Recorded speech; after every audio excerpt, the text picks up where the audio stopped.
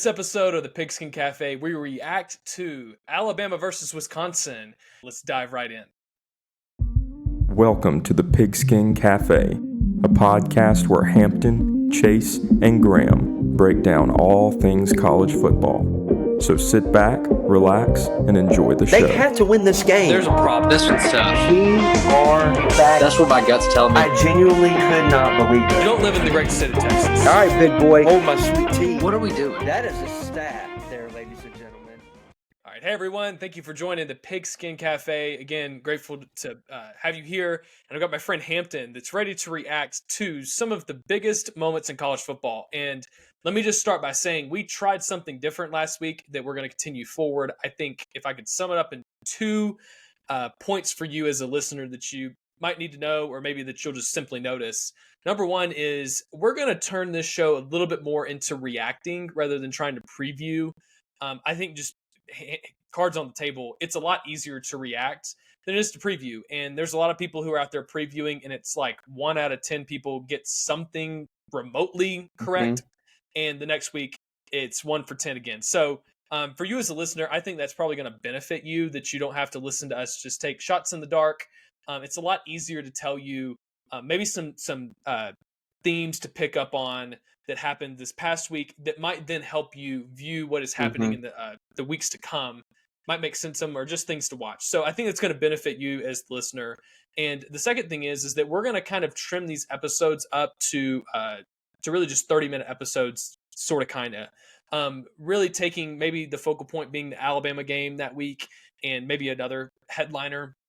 And then the next week covering some other really good matchups, but just simply, again, to benefit you as the listener. So you don't have to make it through an hour, and maybe a 45-minute or an hour podcast. You'll get to just make it through 30 minutes twice a week. And again, we've just got some really positive feedback that they're more manageable, and people are looking for something early in the week. And then, man, they need something that gets them excited going into the next week. So again, we've taken that feedback.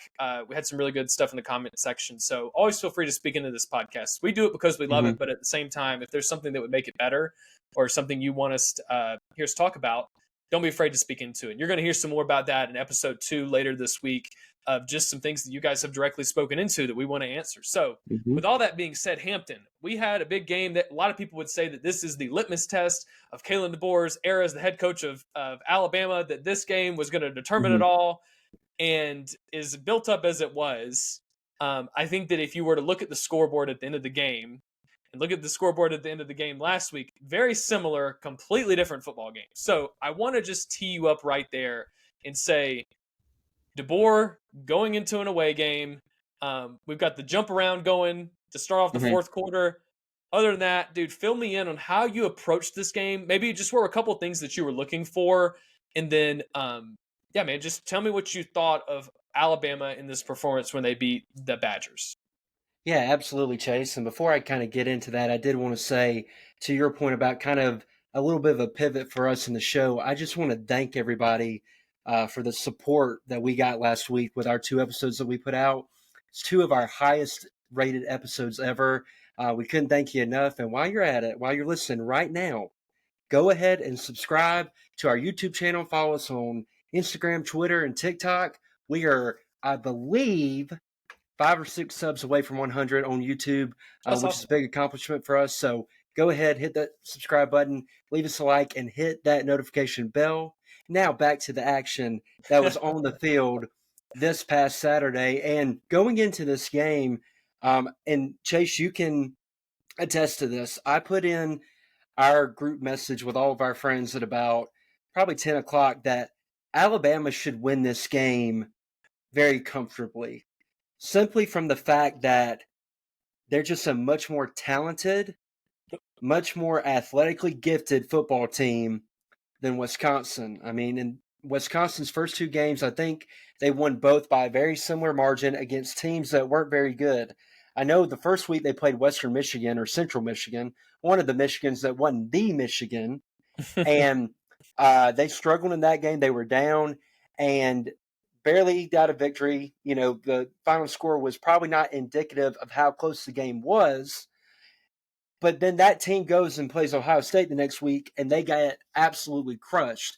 So I felt like Alabama had a decided advantage going into this game. The one worry for me was it was on the road in a very hostile environment. Camp Randall was one of the premier atmospheres in college football. And for Alabama to have great success in this game, they had to jump on Wisconsin early. I about to jump around on Wisconsin early. Excuse my pun there. But I want to take it in this direction. I want to break down the defense, and then we can kind of look at the offense. I thought the defense overall played a very good game. I thought LT Overton really stood out. He was creating havoc along the defensive line, had a couple big hits. I mean, that one he had on the quarterback where he looped back around and hit him from the blind side, caused a fumble, was really impressive. I thought Malachi Moore played a great game. I thought Keon Sabb was all over the field. That dude is an absolute ball hawk. He didn't have a pick in this game, but he came very close a couple times. And a guy like that is bound. I mean, he's already had 2 picks on the year. He had 2 picks in the first quarter of the first game of the year. I think those will continue to come. Thought they did a good job of turning Wisconsin over. I mean, you had a couple fumbles forced, one from Malachi, one from Q Rob. I believe there was another one in there from Deontay Lawson, who I thought played a good game. He had the great fumble force, like I mentioned. He had a great stop on 4th down. But there were times, I think, from both him and Jahad Campbell, where I felt like the run fits could have been better from those guys. Mm-hmm. I felt like they were picking the wrong gap, which led to some runs for Wisconsin that made me a little more uneasy than I'd like to be against this type of team, especially a team playing with their backup quarterback. And I think that's a big story of the game. First drive, Wisconsin's moving the ball pretty well. I don't think Tyler Van Dyke was doing anything outstanding. I mean, he was 5 of 5 for 16 yards. I mean, dink and dunk Van Dyke was going down the field on him. So I don't think the game would have been drastically different had he stayed in, but it would have given them a little bit more of a threat in the passing game. And I thought without that threat, Wisconsin probably ran the ball in Alabama a little better than I would have liked them to. I know there was that one drive coming out in the third quarter. It was like a 17-play drive that led to a touchdown. There were a couple of long runs kind of on that drive of 10-plus yards, and I don't love seeing that, especially when South Florida game, a similar thing had happened. But you look at the stat sheet, and we only allowed 3.6 yards per carry, which isn't bad. But I think that's something that Alabama's got to get cleaned up going forward. They've got to shore up that run defense. And then another thing is there were a couple opportunities again where a better quarterback could have taken advantage of some guys running downfield wide open. Red Morgan was victimized again in coverage. I think he's a really good kid, good player who has a bright future. But in coverage, he's worried me a little bit. This is the second game in a row where he's gotten run by, and a better quarterback is going to make you pay. So defensively as a whole, I'll say I thought they played a really good game overall. There are areas for improvement. Got to shore up the run defense. Got to limit the coverage bust that are happening. And again, I don't know if they're just straight bust. It's hard for us to know that from our couch because we don't know the coverage assignments on play to play. I don't know if it's that or a guy just getting flat out ran by. But that's got to be shored up going in the spy week before you play Georgia. And then the final note on the defense, before I kind of get your thoughts on that, is I'm very interested to see, because what I have seen through the first 3 games is a very vanilla, simplistic type approach. Mm-hmm. They're not showing a lot of blitzes. They're not showing a lot of exotic coverages. And that may just be the system itself.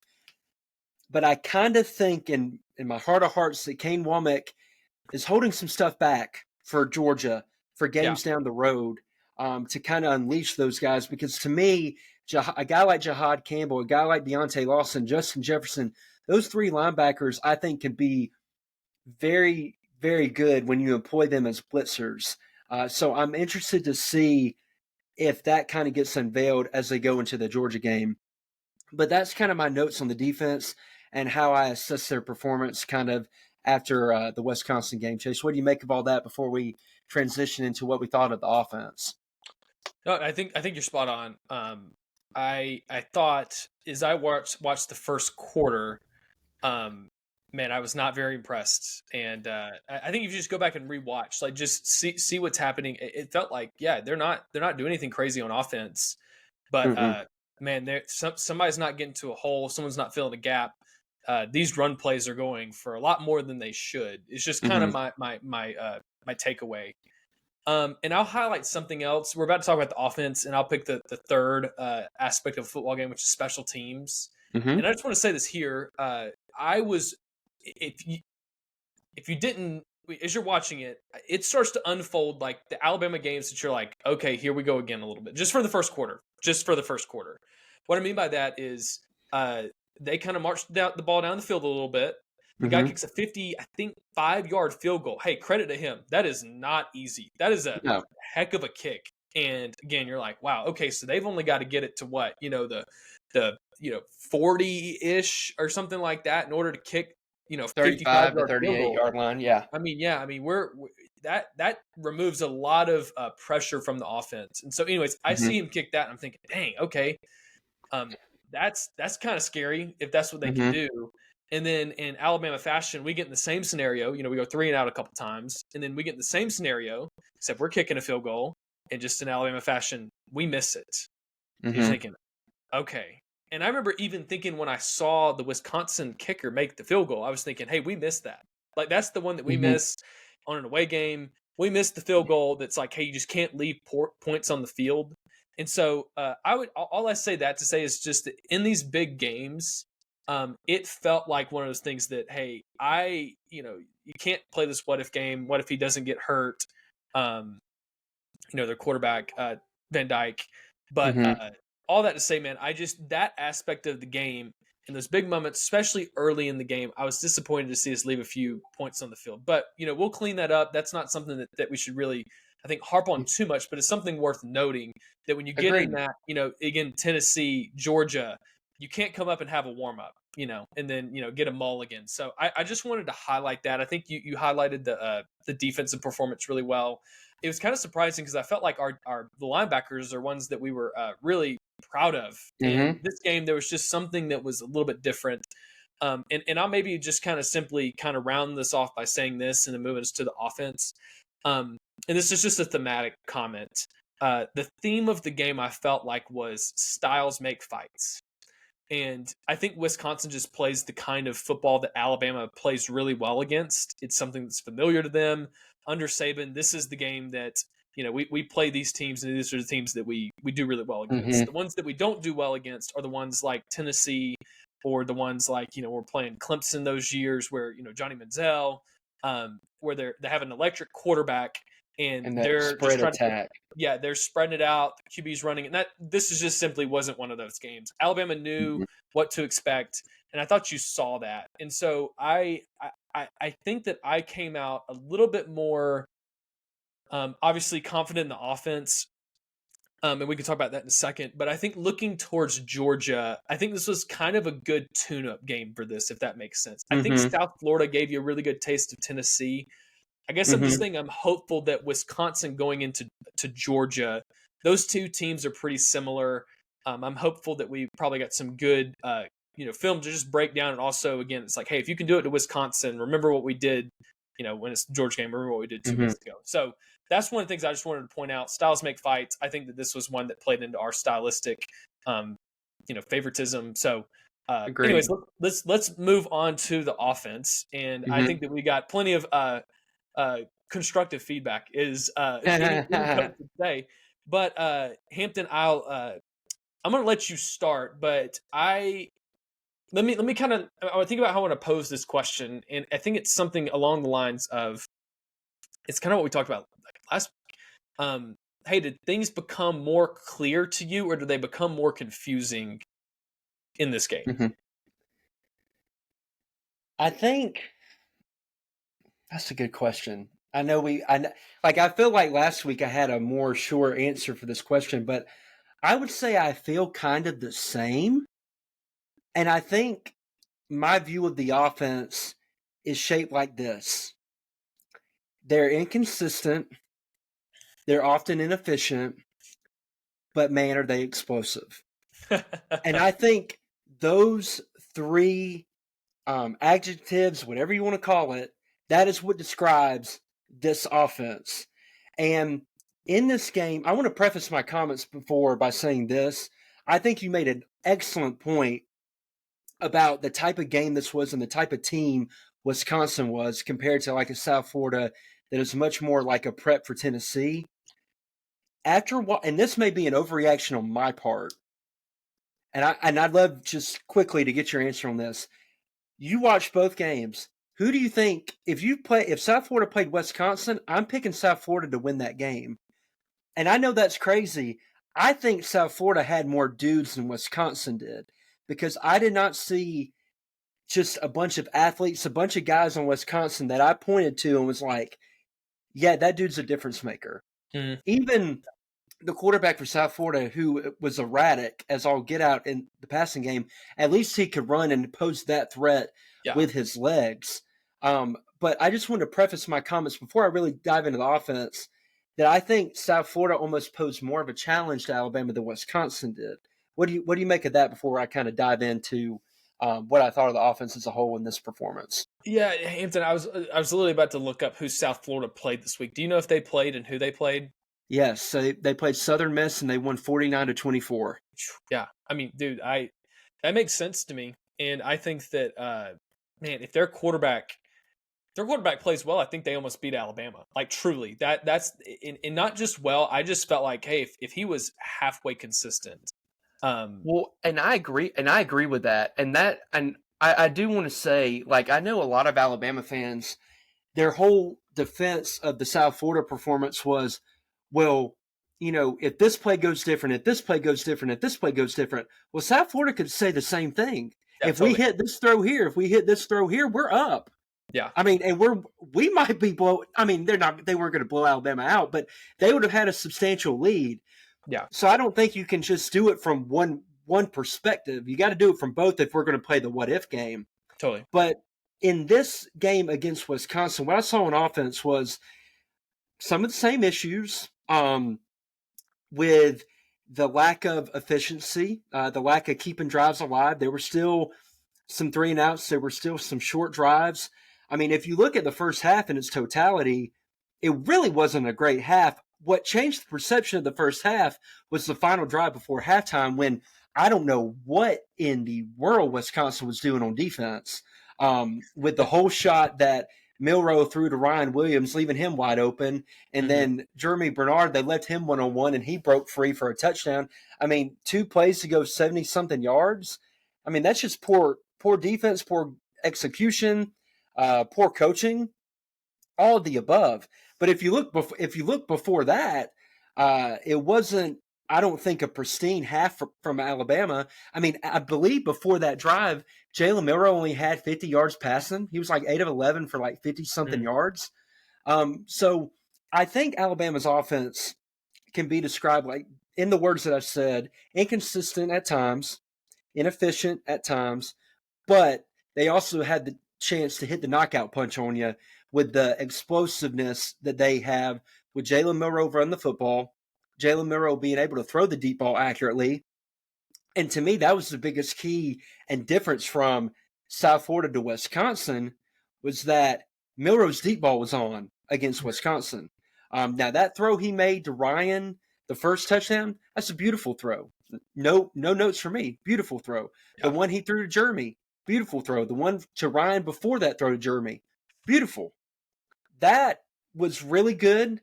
That is his strength. We know that he's good at the deep ball.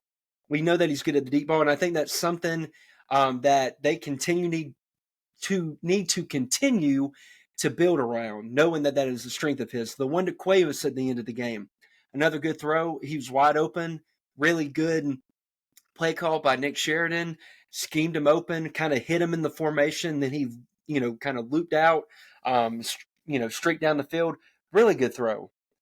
I think they really utilized his legs in this game. I mean, he had 15 carries, I think, for 74 yards. And I think that's going to be a huge part of the offense going forward. And I will say this, there is a big difference in the confidence level he has in the zone read game from this year to last year. That's another improvement, I think, on his part, that he's making those reads better, and he's able to he looks more confident when he's running the football. My concern is when a team like Georgia, when we play Georgia, when they take that away from us, when they take that element of our offense, and they, again, like I talked about last week, when they force you in the third and long, when you're not going to be able to stay on schedule, how do we respond then? That's what I'm interested in seeing. And I thought it was interesting how Wisconsin chose to attack us. I didn't think they blitzed a whole lot. Not saying they didn't blitz at all.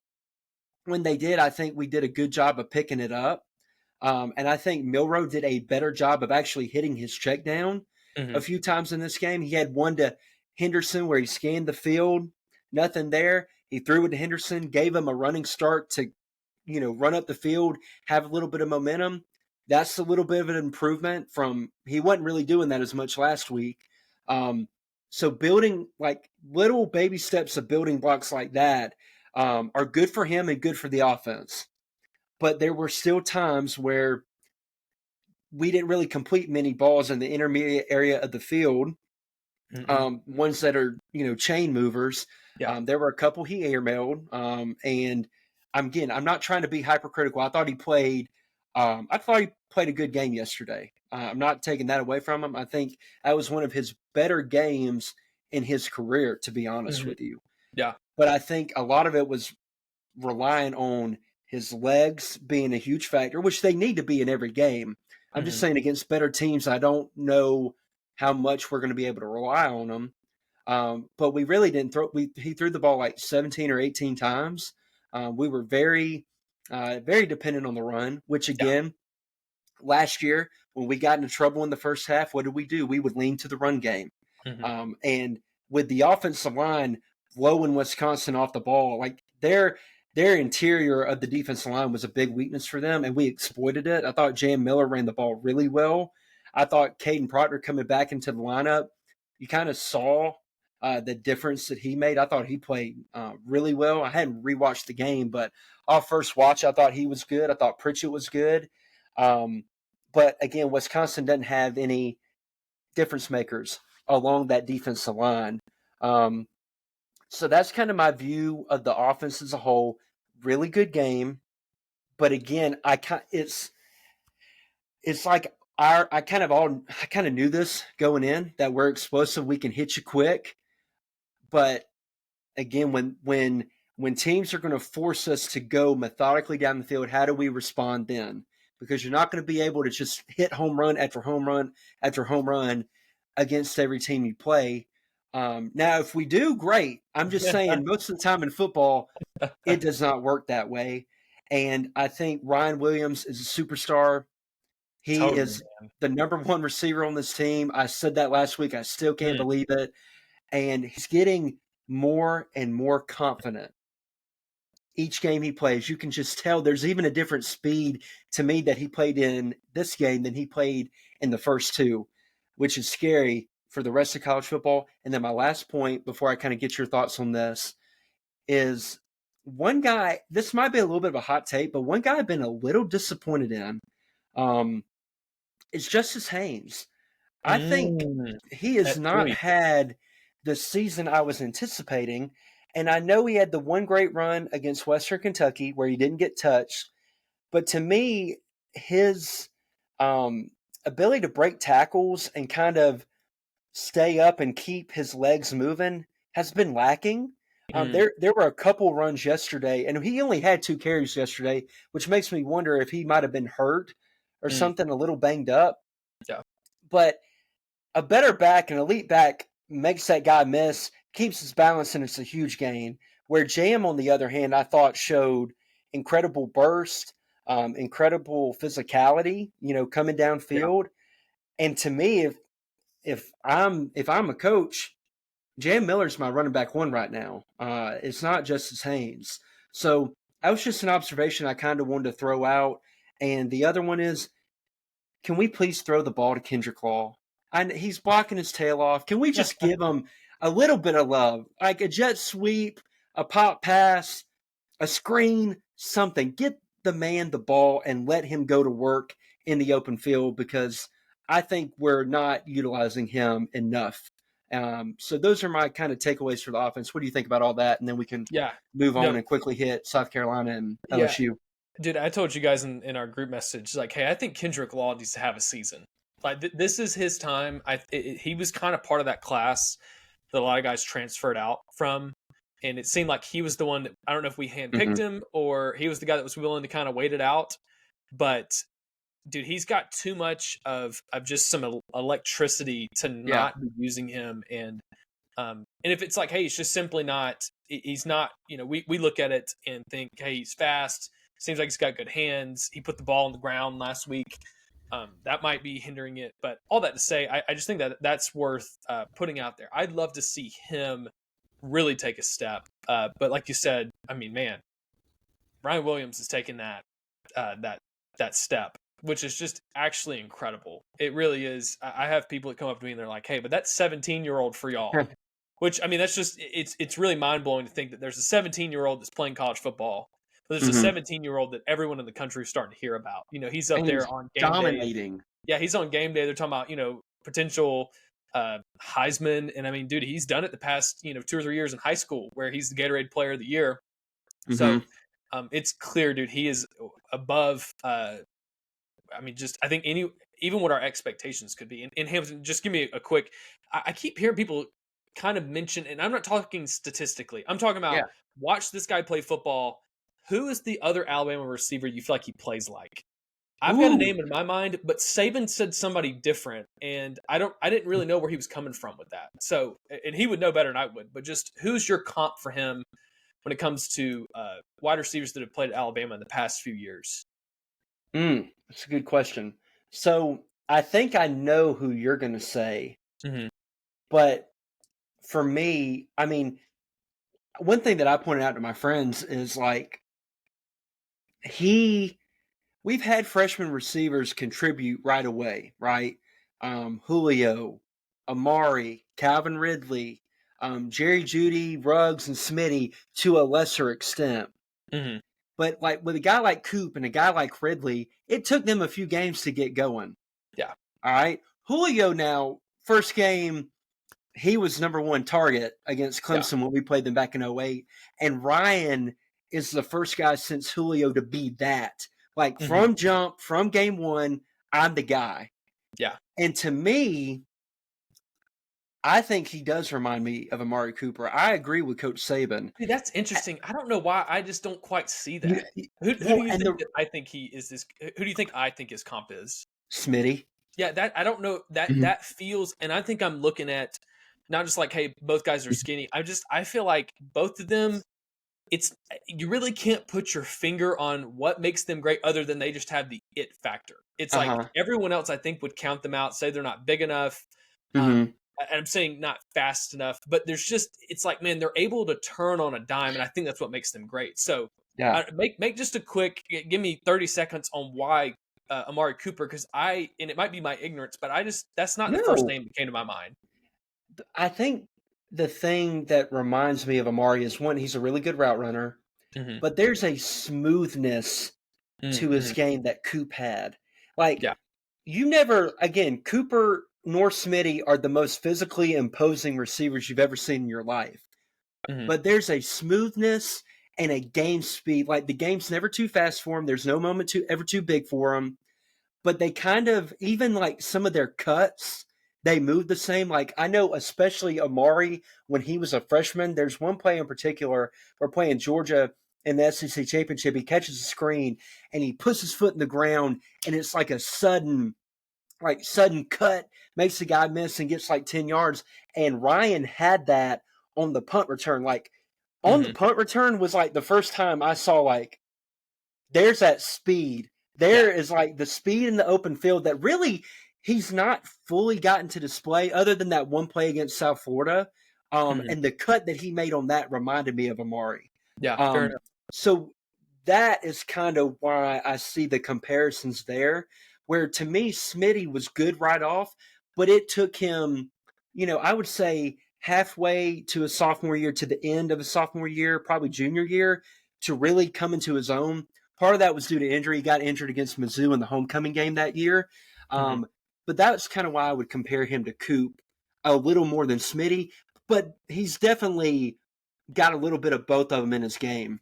Yeah, dude, that's fair. Mhm. When he said that, I was like, wow, really? Like Mhm. that's great receiver, great person to Mhm. be comp beside. Yeah. That's not the first name that came to my mind. So, Uh-huh. dude, I want to quickly just maybe address not really the elephant in the room, but just, Uh-huh. dude. I mean, we talked about Milroe in a pretty, we were sounding the alarm last week, Uh-huh. and I want to just kind of circle back to that. It's easy to look at this game and I think say, hey, look, like, what are you even worried about? What are you even talking about? He proved Mhm. you wrong. And I don't think that the way that he performed, even though it was better this week, which is great, I think that's what we're all Yeah. advocating for. I don't think that negates what we talked about last week and the No. criticism that we laid out, because I would say that our major criticism is that we've lacked the ability to throw the ball to the center of the field and Mhm. hit people on slants. We just, and I still am not really seeing that. I'm seeing deep balls. I'm seeing some stuff that's close. This is a little nitpicky. I just would love to see a little bit more decisiveness in the pocket and more of when to leave the pocket. There was a couple plays that I think he hung around for too long when I'd love to just see him go make a play. But that's Yeah. being nitpicky. I appreciate the guy trying to go through his reads. If that's why it didn't come to fruition, that's good. I just think you're not going to Yeah. have that kind of time with Georgia. Therefore, don't Mhm. get used to having 5-6 seconds with Wisconsin and still getting sacked. So Agreed. but I think he did The- play better. I think that knowing where the check down is, and if I'm coaching a quarterback, I'm telling him what the first read is, and then I'm teaching him where his check downs are. I'm not going to Mhm. teach him read 1, 2, 3. Here's your check down. It's like, hey, Mhm. sometimes you only get the 2, and then you got to hit the check down. So Mhm. I can appreciate that, and I think that you heard some of the narrative last week, even from the coaches, where they were kind of alluding to, hey, yeah, he's got to play better. And Mhm. yeah, maybe it's some of the plays that we've got to call, but maybe we thought we were further along than we actually are. That was kind of the tone of a lot of the comments that the coaches responded to, just some Mhm. questions that they had answered to them. So Yeah. I just want to point that out. And I would just say that if you feel like we overreacted last week, I would just say, hey, don't overreact to this week and think that we're in the Exactly. green. Because what I would point out is that what I saw is that between last week and this week, we still have last week in our tool belt and we can pull it out. You know what I'm saying? Like, Yeah. don't. That's a familiar feeling, and Mhm. just give it some time. And again, I'm willing to be wrong, but I think that my criticism involves improvement. I don't think it was a one-off. Let me just overreact. This guy's not good. It's like, hey, he's obviously got talent. He's just not Mhm. able to do, I think, what's going to make him into that elite upper Well, echelon, hit a guy across the middle. And it's like, dude, what do you guard? Because he can hit the mhm. deep ball better than most people in college football, if not the best person. He can Mhm. hit the middle, even if he just does it halfway excellent. But it's like we're not even testing it, and then we've got Mhm. some stuff that we're throwing short. So maybe we're holding on to it against Georgia. And again, I'm okay if I'll own it if that's when I'm all of a sudden we've been waiting and Mhm. opening it up for that. But I did want to address that. I think it's fair to Well, come back and say, hey, I think you guys overreacted, but I would just mhm. maybe put in front of you, let's not overreact to this week. So Yeah.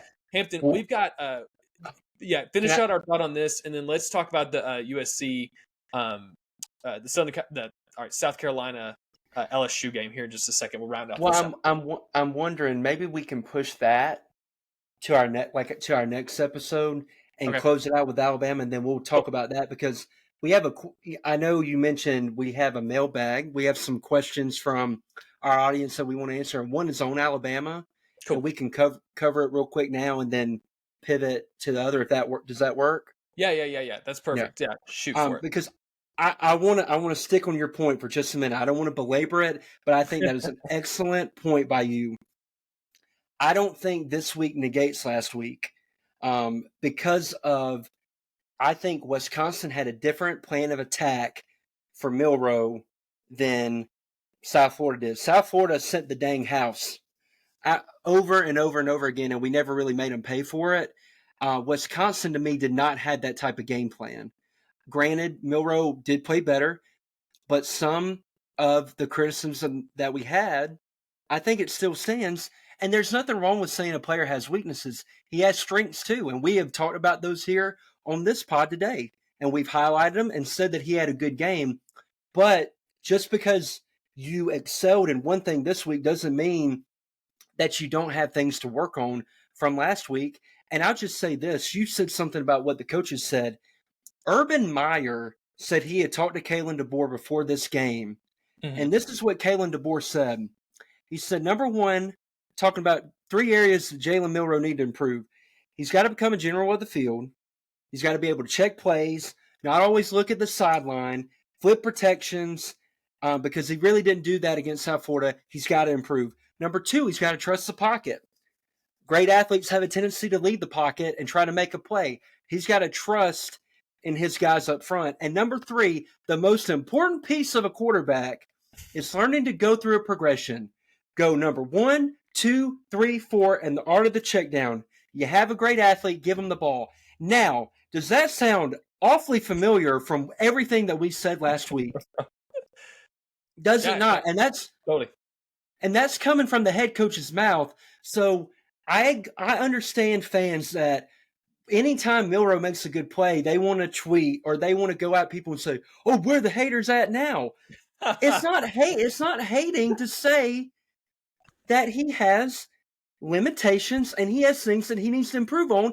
And it's not just from us. It's the dang coaching staff saying it. And Nick Sheridan said something on Monday right after the game about him needing to get the ball out quicker. Again, they're not going to come out and just blaze the guy and flame him with criticism. They're going to be very tact with how they do it, but you got to be able to read between the lines. Yeah. And they're saying that he needs to improve in these areas. We're saying it. So don't come at us when we say it. And I say that with all love and respect. And again, I hope Milroe continues to improve. But when we play Georgia, they're going to try to blitz him, if I had to guess, and they're going to try to take away his legs. And again, that's kind of a hard juxtaposition of what you want to do most, because if you have to change maybe how you play him a little bit. If you want to come down and run support, you might put another safety in the box. Well, that leaves you susceptible to the deep ball. So there's going to be a lot of chess matching going on out there. But that's what they're going to try to do. Let's see how he responds. Let's see what game plan the coaching staff comes up with. But that's an excellent point by you, that what we said last week to me does not negate yesterday. Or, excuse me, what happened yesterday does not negate what we said last week. So I think that was an excellent point by you. I just had to add on to it. And do you have anything else to add on that before we get to our question and get on up out of here for this episode? Yeah, I would just simply add this. I think Milroe's a great guy. I have nothing wrong with him personally, like at all. I would love to have him on the pod, and I feel like he would, he would be really easy. It'd be a great interview. I have nothing wrong with him at all. I think and I would tell him this probably right out of the gate. I'd just be like, dude, you have some of the most loyal people like around you, where there's some people that are controversial, where it's just like, hey, it's always split down the middle. And then you got some people that just, and I'm thinking like Daniel Jones, that dude, I don't see anybody like defending him on X or anything like that.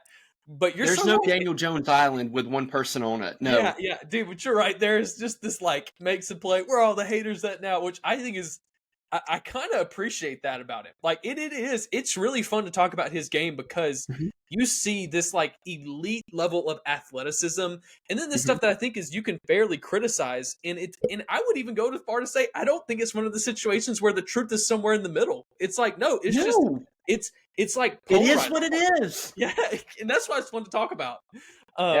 So anyways, dude, I don't mind giving you, each week, if the listeners want just like a weekly update on how I feel about Jalen Milroe's game. They're going to make me feel like I'm going to go to my grave saying, yeah, he played well, but, hey, we need to have, like, when you go to the doctor and you had the different smiley faces, it hurts this bad, it hurts that bad. We need to have like a Jalen Milroe, how we feeling this week? 1 sad face or 10 smile? I think, if you wanted to say, and some people might have felt this, that I was in the red, I would say I was probably more in the orange. And I think that I changed a shade lighter this week. There you go. Orange, now I'm yellow. But you're right. So, hey, dude, throw me that last question that you've got about Bama, Yeah, and then we'll round out this episode. Um, a- but absolutely. excited to cover some of these other games this next episode, which listeners you'll hear about later this week. Yeah, me too. Me too. The question was, so we talked about the DBs against South Florida and against Wisconsin being a little susceptible to getting beat deep. Yeah. So Zach P asked, he asked us, what quarterbacks that are upcoming on Alabama's schedule do we think can actually take advantage of those blown coverages, those guys running free down the field? Give me a list of 2 or 3 real quick, Chase, that Yeah. you think could take advantage of that type of attack from, or Dude, that type of hole that Alabama has shown in 2 games consecutively. hey, I'll let you dive in real quick, Okay. just because I want to make sure that I've got Alabama's schedule pulled up as I'm going. So Okay. you go first if you don't Yeah. mind. No problem. I think I'll give you 3. They're more than I think more than this, but I'll give you 3 right off the bat. Carson Beck at Georgia, I think, is number 1. I know Georgia is limited right now. It looks like with guys on the outside who can make plays down the field, but if they are open, I have confidence in him hitting them much more than any quarterback Alabama's faced to this point. Number 2, Nico Iamaleava from Tennessee. I think he would make Alabama pay for busted coverages and guys running free down the field. And then my third would be Garrett Nussmeier from LSU. I've been really impressed with him and how accurate he has been for the most part. I know yesterday against South Carolina, they blitzed him and they caused him to be a little erratic at times, but that dude can throw the football around the yard. And I think he could take advantage of those guys running free down the field. So those would be my 3. But there are a couple others, I think, on the schedule that could take advantage as well. Who do you got? And I think I would just double down on those. The Mhm. only other one that I think that I would just put on maybe your radar Mhm. is Brady Cook. I just Cook. feel like that's Use the my 4.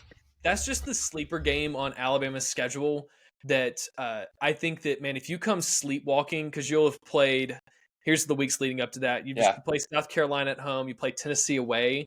And I feel like the Tennessee game, like you're right. I think Nico is gonna, I mean, he's got arm talent, dude, out of just out of this world. I know some people are like, hey, don't like overreact. I just think he's a really talented quarterback, and and he's young. It'll be interesting to see how well he can round that off and polish off his skills. But I'm afraid that Missouri game, I think that, man, they're saving up.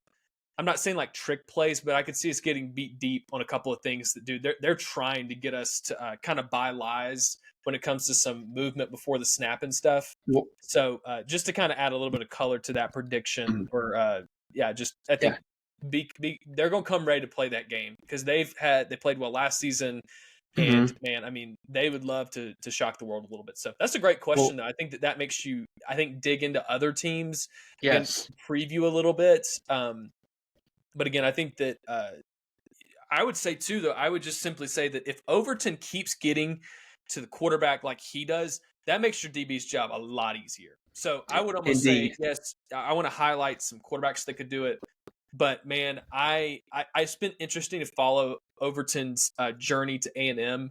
And there's a couple of guys, I think Overton, and then dude, who's our linebacker that's give me the names real quick. Oh my gosh, I can't believe it. Deontay Lawson, Jahad Campbell. I'm so sorry. Jahad Campbell and Overton. I think those are 2 guys that, with this new defensive formation, I think they're 2 guys that have just been unleashed. I think A&M was underutilizing Overton. I still don't know if They had him playing at linebacker, dude. That's what I'm saying, dude. Yeah. And it's clear this dude's finally playing where he needs to be playing football.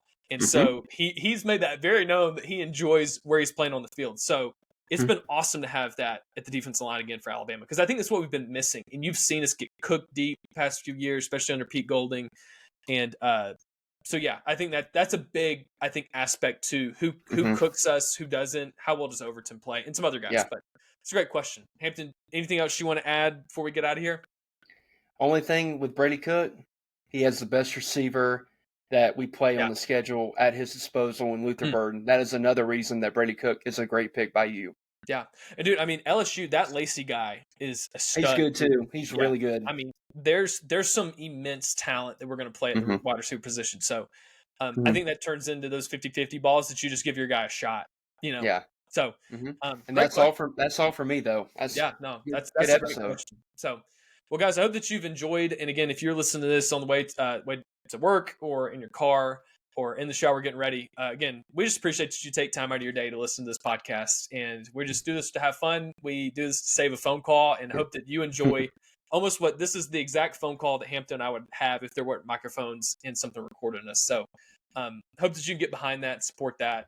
But again, we do this because it's fun and it makes it more fun when we feel like there's a little bit of a family that's starting to come around us and ask questions and want to hear our take on it. Doesn't mean that it's right, but it's a lot of fun to see where your guys' head is as you listen to this podcast. So again, Hampton, I'm grateful for you, and we miss Graham. We hope that he makes it back soon. I know that if you're a believer, if you're a praying person, I think that a lot of this hurricane has caused a lot of headaches for people in the South. So that's where Graham is. He's helping out, so you can't blame him at all.